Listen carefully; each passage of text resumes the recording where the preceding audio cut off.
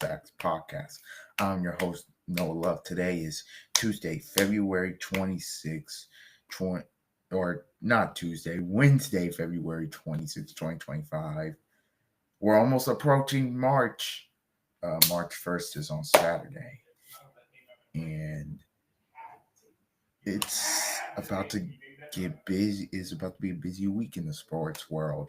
Today on the podcast, we will be previewing Wednesday night college basketball, recapping some of the action on from Tuesday night. Some upsets happened. We will talk about that. There was also a big NBA game that we will talk about. Luka Doncic versus his old team Dallas. We know Dallas isn't healthy, so we didn't get that full matchup. So hopefully Dallas can get healthy soon, and when they play and get in Dallas, we can get that full matchup. Draft combine, the starts tomorrow. I know the GMs have been there and they've been taking interviews and all that. We will talk about the Hubert Davis contract extension, Rob Gronkowski returning potentially. How much validity is that to the report? How much validity does that hold? Spoiler, it holds none at all. And Travis Kelsey, we will talk about him returning. All right, let's get into it. Let's start with recapping things that happened last night in college basketball. Number two, Duke took care of their business 97-60 against Miami. Miami not good, Duke really good. Tennessee took care of their business against LSU 65-59. Alabama slaughtered Mississippi State 111-73. They just got on Mississippi State from the jump, and there was nothing that Mississippi State could have done. Chris Youngblood at 27, Mark Sears 21. In the game, out the Tide jumped on Mississippi State. Wisconsin took care of Washington 88-62. John Blackwell led the Badgers with 24. Wisconsin, coming off of the loss to Oregon, needed a win. They got one. Missouri takes care of South Carolina, who's in last place in the SEC, I believe, 101-71 to get back on track. Marquette took care of Providence 82-52 there. And Louisville took care of Virginia Tech. Tough game on the road, but they won at 71-66. Here are the two games I want to talk about from last night. First, let's start off with Georgia and Florida. Florida, number 3 team, coming into Athens. The Dogs pull off the upset in a game where they were up by, I believe it was 25 points. It was as much as 25 points. Florida clawed their way back in the second half. They actually took the lead late in the game, but Blue Kane hits a big three on the wing to get the Dogs the lead, and they never relinquished it. Look, it's such a big win for Georgia because 17-11 and 5-10 in the conference, it's right now looks way better than 4-11 and 16-12.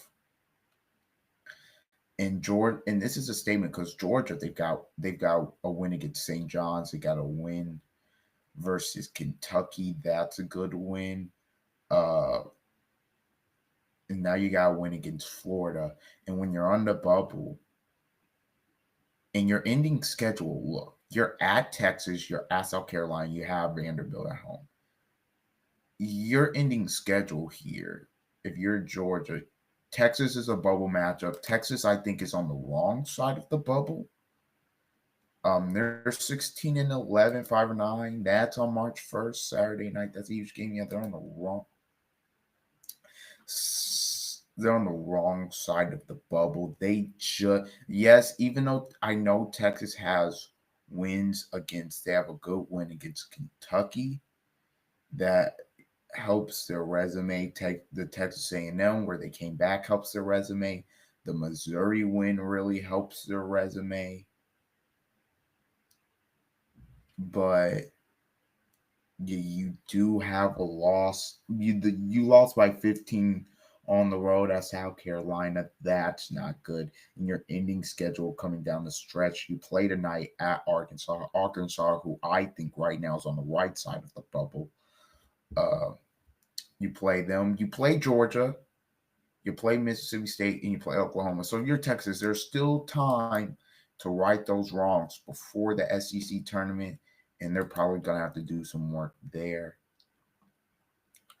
But yeah, that was a big win last. I thought Georgia just they did a did a great job. They were efficient in shooting the three ball. I thought early on they really just couldn't miss.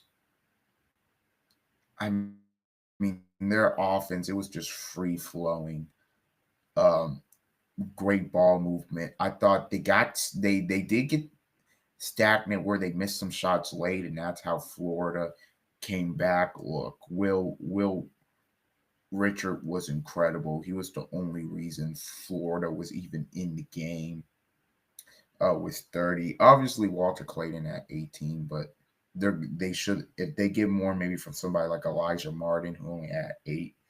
They they win the game. It's just Florida bad night, and now their SEC title hopes.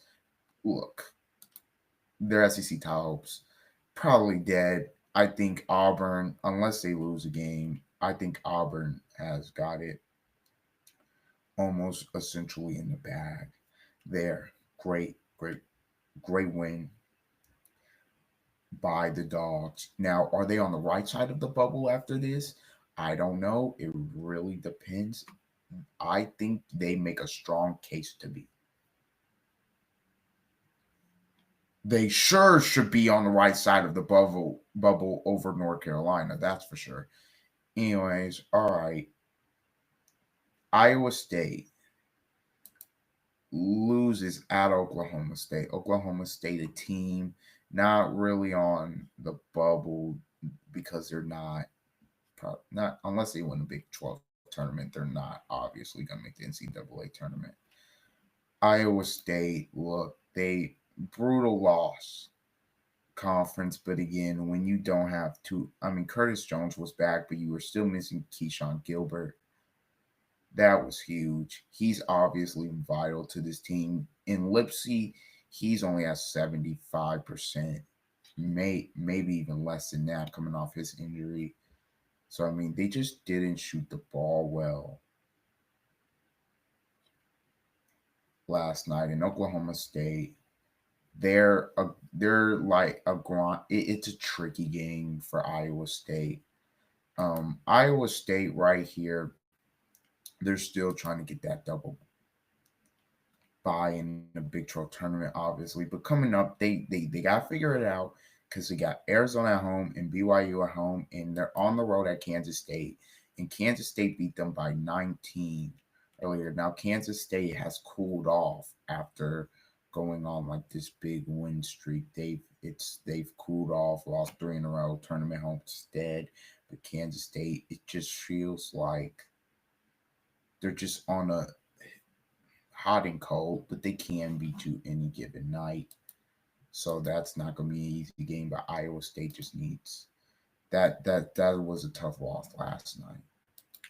They just need to figure it out going into March. Obviously, Houston pretty much has the Big 12 wrapped up. I think mathematically it's like if they lose every game or something, but I think Houston, they're going to have it outright. Now, tonight, there is some big games tonight. Um, for Michigan State at Maryland being one of them. Maryland has been rolling since January. Ever since ever since they beat, I think it was UCLA at home, they've been rolling. Really good team, really good guards. um big. They've won four in a row, and they've won every one of them outside of probably the Nebraska game in convincing fashion. Uh, Maryland's also fighting for the double bye, beating Michigan State, and now the big. If you beat Michigan State, now the Big Ten title race, you would be a game behind Michigan State. Michigan, this Big Ten title race, I mean, it's not over by any means. Things can get really interesting here with Wisconsin, Michigan, Michigan State. So that's obviously was a Maryland win tonight, was a Maryland loss. I mean, they can still cause chaos, but it'd be tricky. Still fighting for the double bye though. In the tournament, obviously Michigan State beat Michigan. Both are fighting for the Big Ten title. It's a big one in the Xfinity Center. Maryland's favored, not shocked by that. So yeah, UConn plays Georgetown tonight. UConn again, they're fighting like in that uh to potentially get a bye in the Big East tournament with UConn. A loss here, and they could be in trouble and be on the bubble. But look, three of your last four are Georgetown at Providence, Seton Hall at home. Look, I know Seton Hall beat you, but on the road, but bro, you can't lose to Seton Hall at home, bro. No way. Georgetown, I know they're better than what they were in years past because they have been horrendous in some years. Bro, come on. And then I know Providence, that is a tricky place to play. Their fans are great. I know their team hasn't been great lately. I think the Bryce Hopkins injury really, look, Big East Player of the Year candidate. You don't have him, that really messed them up this season. Uh, but yeah, UConn,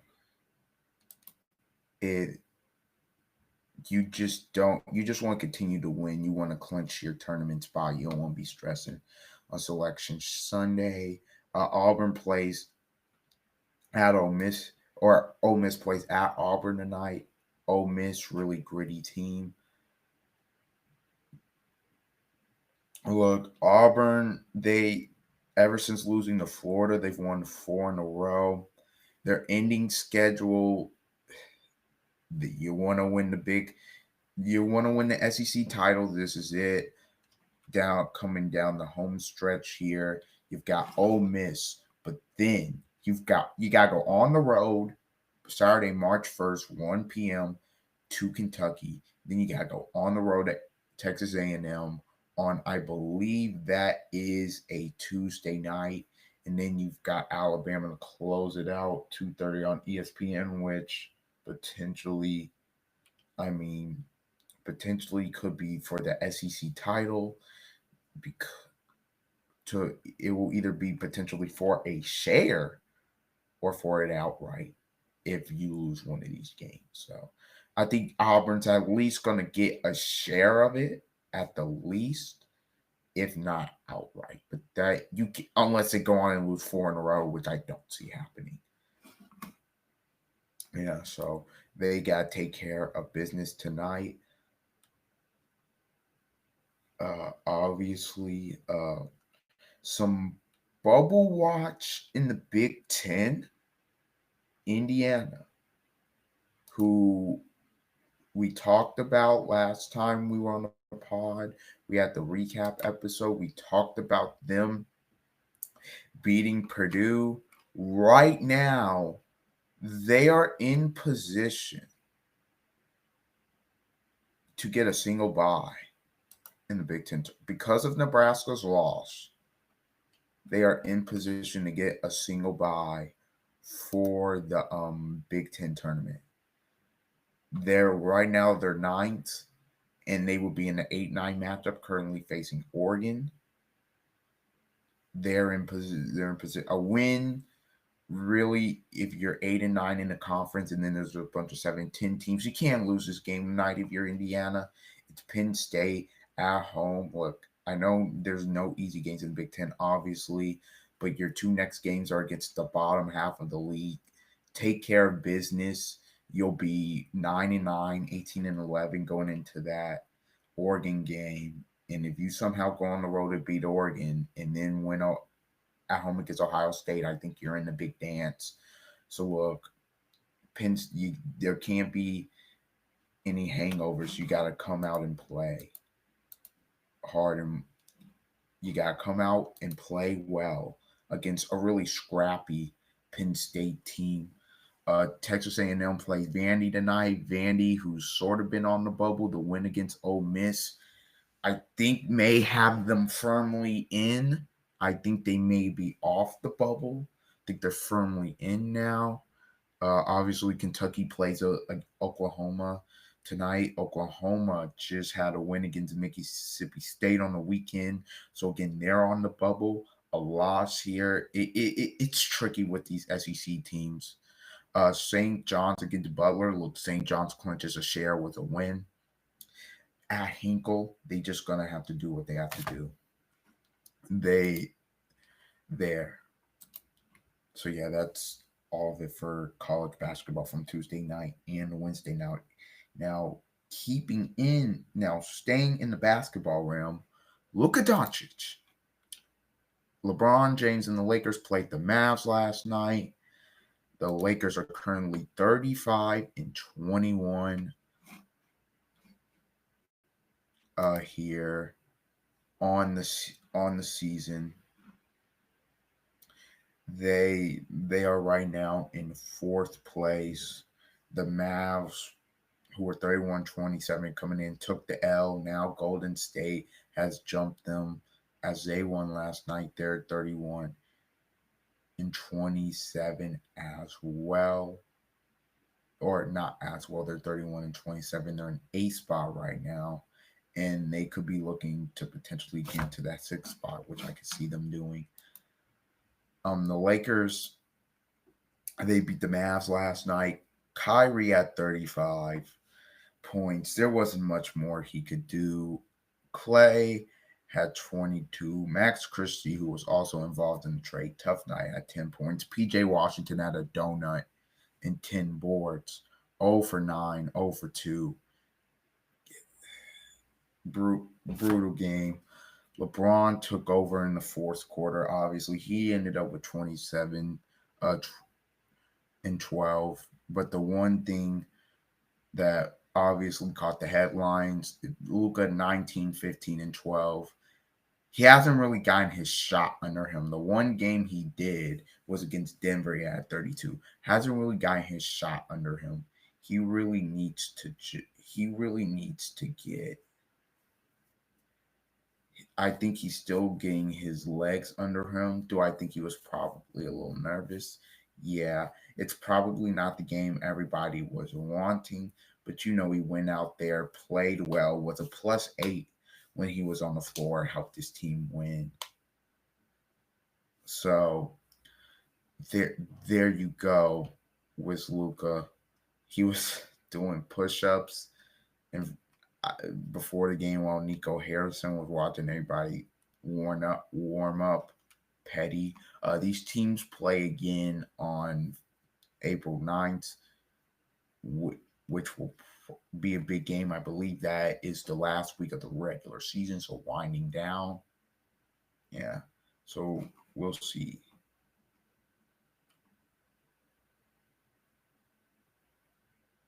We will indeed see. The Lakers were trending upwards before they even got Luka as well, so they're right now in position to they can make a run because outside of OKC, there's been no other second team that has really established themselves as we're here and we're here to take it on.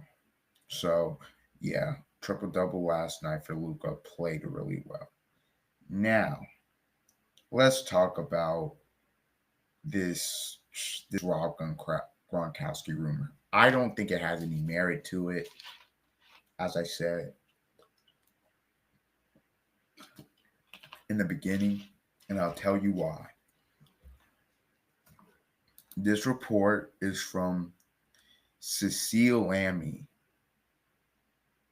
uh, digital talent, DeverSports.com.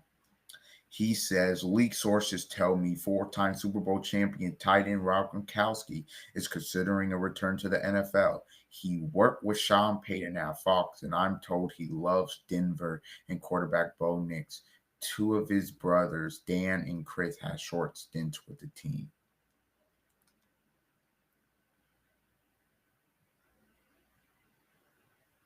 It's just, this doesn't even, one, it doesn't even make any sense. I think Gronk is like 35, 36. Two, this will be his second comeback. And also, he's been retired for 3 years. Why would he come back? Three, he stated time and time again the only quarterback he will play for is Tom Brady. So, why? And he wouldn't even be, he will be going to Denver, which Denver's not real. They're not, they made the playoffs, but they're not. I don't know if they're a pick to win the Super Bowl next year. So why, even if he did come back, why would he go there? And then there was another report that he potentially could go to Cincy if he came back, which also that one would make more sense. Only from only from the only from the standpoint of the Joe Burrow, and he could help the Bengals, and maybe if the Bengals make the right moves, they could become a contender. But here's why I say it has no merit to it. Jordan Schultz, who I think he works for Fox Sports, he's really reliable in terms of in the reporting world. So he said, I asked Rob Gronkowski about so-called NFL comeback. Here's what Gronk had to say. Gronk, and I'm quoting this. He said, crazy, bro. They must know something about me that I don't. I wish I still had those powers because that would be cool if I did. But I was just in Australia for a few days. Now it's time to relax a little. No football. The man just the man's been retired for 3 years. Why would he come back out? I don't.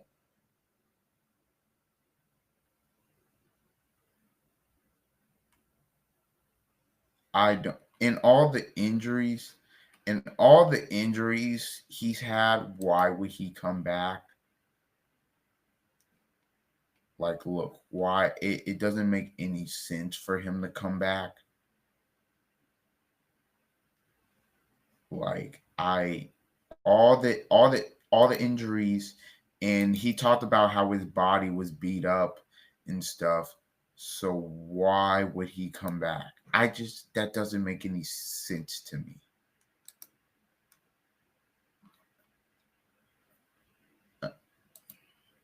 It just, that's why I said the report, I think it didn't have any merit to it because the facts all the facts point at he's not coming back. Gronk is not coming back, okay? So I don't, look. He he's not coming back. There's not much more to really say on that. If he does somehow does come back, I think he'd be doing a disservice to his legacy.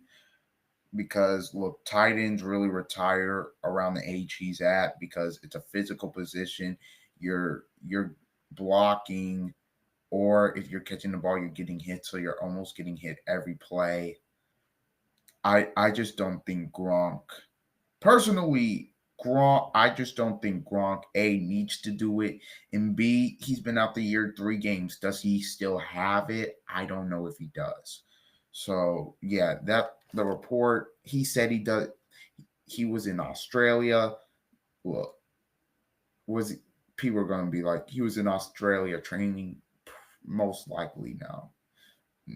So nah, I don't see him coming back. All right. So let's go from one legendary tight end to another. Travis Kelsey here as I go and pull this up uh here and pull up the full quote here for Kelsey. Travis Kelsey, Chiefs veteran tight end Travis Kelsey plans to return in the 2025 season per GM Brett Veach. Veach said at the combine the 35-year-old Kelsey is fired up about entering the final year of his contract and playing another season. We left it as he'd be back and we're excited to get him back and get him going, Veach said. Kansas City gets their all-pro tight end back as they eye a fourth consecutive trip to the Super Bowl. If they had won, I think he would have been done. But because they didn't win, he's coming back. Remember, I think they gave him to March like 17th or something like that to tell them if he was coming back or if he was retiring. He obviously must have told them he was coming back way before them, which is good. So the the Chiefs are going to get All Pro tight end back. Now, is he going to play at the All Pro level, at the same level like Kelsey has played at in years past? No. I think this upcoming season is his last season. No, when if they win a Super Bowl or not. I just think, and his brother's in retirement too, which means they can both start doing media together and all that. I know they have their podcast, but they can start doing more with that. I don't think I think after this season Kelsey is done. I think the Chiefs, they obviously need to address their offensive tackle issues, probably address their pass rush, some on the outside. But yeah, Kelsey's coming back. I thought he'd come back because they didn't win, and he probably wants to go out on top. So yeah. Also, it was interesting to see this. It said GM Brett Veach said that Kelsey was battling a pretty big illness before the Super Bowl. He told this to Tom Pelissero, but the team doesn't believe that the loss to the Eagles will be Kelsey's last game at age 35. I think Travis is excited to come back. So yeah, I don't know how much I don't know how much of an excuse potentially that is. I'm not gonna sit up here and call Veach a liar, but if he did have the illness, obviously he wasn't gonna play. We know that. All right, so Hubert Davis's contract extension. This is going to be the last story. What look, this contract extension makes more sense now. This is from Yahoo Sports. It says Hubert Davis, North Carolina, agreed to a previously undisclosed contract extension last summer that goes to 2030. This was after he took North Carolina to be the number one seed. They were ACC champions. They were the number one seed, and they made the Sweet 16. So it makes sense. He had made a national title game appearance, missed tournament that they won the ACC and Sweet 16.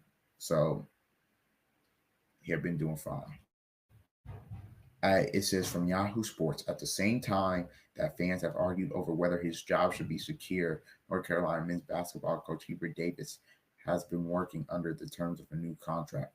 Davis agreed to a 2-year contract extension with North Carolina last July, tying him to the Tar Heels through 2030 and giving him a sizable bump in base pay. The parties formally signed the extension in December, but North Carolina did not post the updated contract to its official athletics website until Tuesday. That was purely an oversight, a source with knowledge told of the situation told Yahoo Sports. North Carolina administrators discovered the mistake this week when a media outlet reached out for a story of coaches' salaries. The school realized the media outlet wasn't working off Davis's updated contract and corrected the mistake by posting a new one. Under the terms of a new deal, Davis's base salary jumped from 400,000 per year to 1.25 million per year. Big pay increase. Davis will also earn 1.7 million in supplemental income this season. That figure will increase by $100,000 annually through the life of the deal. It says the rise in Davis's base salary would become important if North Carolina were to fire him without cause before the end of his contract. He's not on the hot seat because they just extended him. The school will owe Davis a buyout equal to his base salary multiplied by the number of years remaining on his amended contract, which for Carolina, they have money. I don't think that's a big deal. North Carolina extended Davis in the wake of a superb 29-win 2023-24 season in which the Tar Heels won the ACC and earned the number one seed in the NCAA tournament. The program has failed to live up to expectations this season, plummeting from preseason top 10 to the NCAA tournament bubble. If North Carolina, 18-11 and 11-6 in the conference, misses the NCAA tournament, it will be the second time in Davis's up and down 4-year tenure. Davis guided the Tar Heels past rival Duke in the Final Four in his debut season, but became the first preseason number one to fail to make the NCAA tournament the following season. Yeah, this is also an important part of this last part. By the way, they were up 15 in the national title game and blew it. But this is an important part I am about to read. So make sure you're listening because this is where college athletics, some universities are headed. Davis acknowledged earlier this season that North Carolina needed to expand its staff to meet the challenges of college basketball's NIL and transfer portal. On Tuesday, the school announced the hiring of North Carolina alum and long-time NBA agent Jim Tanner to serve as its men's basketball executive director and general manager. I am excited to and happy to have Jim join our staff in the UNC family, Davis said in a statement. Jim's experience and knowledge is needed in helping us navigate contracts, the transfer portal, and the advancement of this program. That last part is huge because with NIL, this is almost turning into pro sports. North Carolina, obviously, they've got Michael Lombardi GM in football. Now they have Jim Tanner as a GM in basketball. They're trying to take stresses off of the coaches and they want to, obviously they're going to go recruit and stuff. But in terms of the NIL and stuff, people are hiring GMs to handle it and stuff like that. So college sports is going that way. Don't be surprised when you see more universities starting to hire GMs, executive directors, front office people to deal with NIL. That's where college sports is going, and that's bad. I believe they're in this NIL, even though it makes college sports kind of a even playing field, I think it's taking the fun and the spirit out of the sport. And some coaches, I wouldn't be surprised if another legendary coach retires this year because they're not having fun doing it anymore. So, yeah, that's all I got though today. This has been the Don't Argue with the Facts podcast, midweek edition. I am your host. I've been your host, Noah Love. And until next time, see ya. Please like, comment, and subscribe and share. That's how my videos or my pod get posted to the algorithm on YouTube. All right.